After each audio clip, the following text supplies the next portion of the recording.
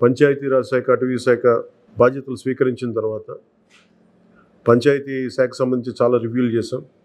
Rural water supply, రోడ్లకు సంబంధించి చాలా రిపోర్ట్స్లో తెలియజేస్తూనే వచ్చాను. ఏ స్థాయిలో నిధులు సరిగ్గా పంపిణీ జరగలేదు, వచ్చినా దాని దుర్వినియోగం జరిగినాయి.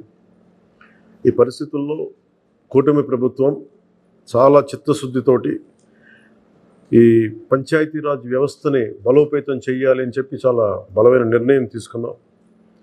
దాంట్లో భాగంగానే 3 కీలకమైన నిర్ణయాలు తీసుకున్నాం. ఒకటి, ఆగస్టు 15 ఈ జెండా పండుగకి సంబంధించి. 2, మనకి జాతీయ ఉపాధి హామీ పథకానికి సంబంధించి ఒకటే రోజున 13,326 పంచాయతీల్లో గ్రామసభ తీర్మానాలు జరగాలి. ఆ దిశగా అడుగులు వేస్తూ ఉన్నాం.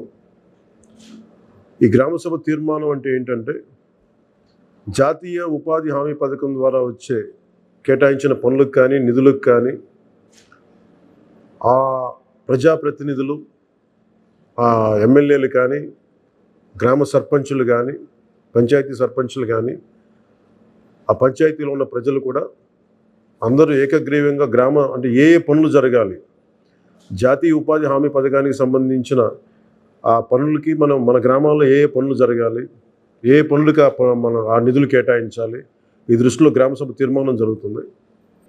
విడివిడిగా కాకుండా ఒకటే రోజున 13,326 పంచాయతీల్లో ఒకటే రోజున గ్రామసభ తీర్మానాలు జరగాలని కీలకంగా ఆదేశించడం అయినది. ఆ విధంగా ముందు ఒకటి చేస్తూ ఉన్నాం. రెండవది, జల్ జీవన్ మిషన్. అంటే ప్రతి ఇంటికి కుళాయి అనేది ప్రధానమంత్రి గారి ఆకాంక్ష, ఆశయం. ఏ ప్రభుత్వం కనీసం మానవ హక్కు ఇది. అలాంటి జల్ జీవన్ మిషన్కి సంబంధించి గత 5 సంవత్సరాలుగా ఎక్కడ కూడా సంతృప్తికరంగా గత ప్రభుత్వం చేయలేదు. రాష్ట్రంలో గ్రామీణ తాగునీటి సరఫరా ఇది అసలు ఏ స్థాయిలో ఉంది? ఉదాహరణకి జల్ జీవన్ మిషన్ కింద ఒక దాదాపు 27,000 కోట్లు ఖర్చు చేయాల్సి వస్తే గత ప్రభుత్వం 4,000 కోట్లే ఖర్చు చేస్తుంది. ఆ 4,000 కోట్లు ఖర్చు కూడా పెట్టిన విధానం ఏ స్థాయిలో ఉంది? నిజంగా నీటి సరఫరా అవుతుందా? ఉదాహరణకి చాలామంది ఎమ్మెల్యేలు అందరూ కూడా నా దృష్టికి తీసుకొచ్చినా కూడా నాకు వాళ్ళు ఇచ్చే ఈ పిటిషన్స్ కానీ ఇవన్నీ కూడా ఏం తెలియజేస్తున్నాయంటే, పంచాయతీల్లో కానీ గ్రామాల్లో కానీ జేజే మిషన్ కింద పైప్ లైన్లు వేశారు, కానీ దానికి ఆ నీటి సరఫరా ఉండే ఇది లేదు. దానికి వాటర్ సోర్స్ లేకుండా పైప్ వేసి వెళ్ళిపోయారు.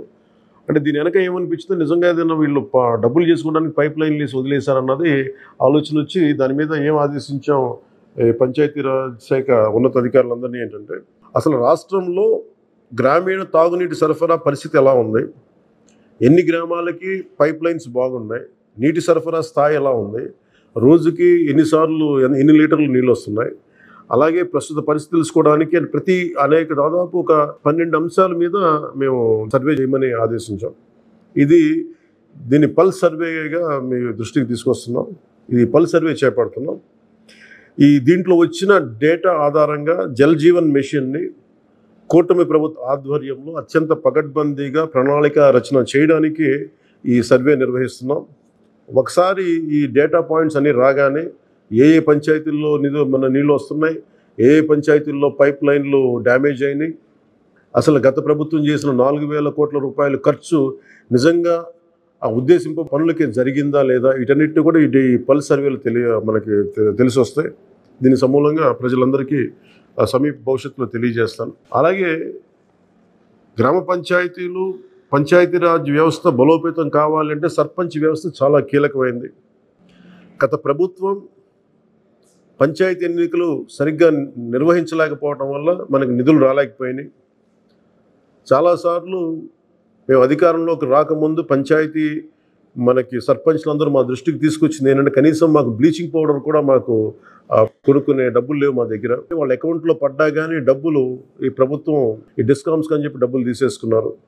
సో పంచాయతీల నిర్వహణకి ఎన్నికలు జరిగినాయి, కానీ పంచాయతీల నిర్వహణకి సంబంధించి ఏ విధంగా వారికి సరైన ఆర్థిక పరిపుష్టి జరగలేదు.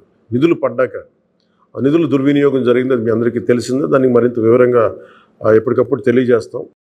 సో ముఖ్యంగా పంచాయతీరాజ్ వ్యవస్థని, సర్పంచ్ వ్యవస్థని బలోపేతం చేయాలన్నదే మా కూటమి ప్రభుత్వం తాలూకు ఆశయం, ఆకాంక్ష. దాంట్లో భాగంగా ఇప్పటిదాకా గత 30 సంవత్సరాలుగా, గత 1990 నుంచి ఇప్పటిదాకా ఎప్పుడు మన 15 ఆగస్టు పండగ జరపడానికి ఇప్పటిదాకా నిధులు ఎప్పుడు సమకూర్చలేదు.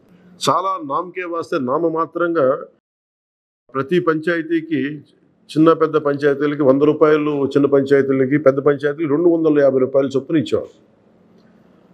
ఒకవైపేమో గాంధీ గారి కలల కన్నా పల్లెల్ని పట్టుకొమ్మలు అంటూ ఉంటాం, గ్రామీణ స్వరాజ్యం అని మాట్లాడతాం. కానీ ఎన్నికల్లో నిలబడ్డ పంచాయతీ సర్పంచ్కి మటుకు జెండా పండుగ నిర్వహించాలంటే వాళ్ళకి ఇచ్చే డబ్బులు 100 రూపాయలు, 250 రూపాయలు. ఈ రివ్యూ మీటింగ్స్లో మాకు తేలింది ఏంటంటే 100 రూపాయలకి, 250 రూపాయలకి 13,326 పంచాయతీల్లో ఏం చేయగలరు? మేము ఒకటే ఆదేశించాను, రాగానే చాలా ఘనంగా జరుపుకోవాలి. గాంధీ గారి ఈ గ్రామ స్వరాజ్యాన్ని నిజంగా మనం ముందుకు తీసుకెళ్లాలంటే ఆ స్టేట్మెంట్ చాలా బలంగా ఇవ్వాలి. 1994లో ఇచ్చిన జీవో 100 రూపాయలు, 250 రూపాయలు, ఒకటి స్వాతంత్ర దినోత్సవానికి, 2 గణతంత్ర దినోత్సవానికి, వాటిని పెంపొందించేలాగా, వాటిని పెంచేలాగా ఒక కీలకమైన నిర్ణయం తీసుకుంది ఈ కూటమి ప్రభుత్వం.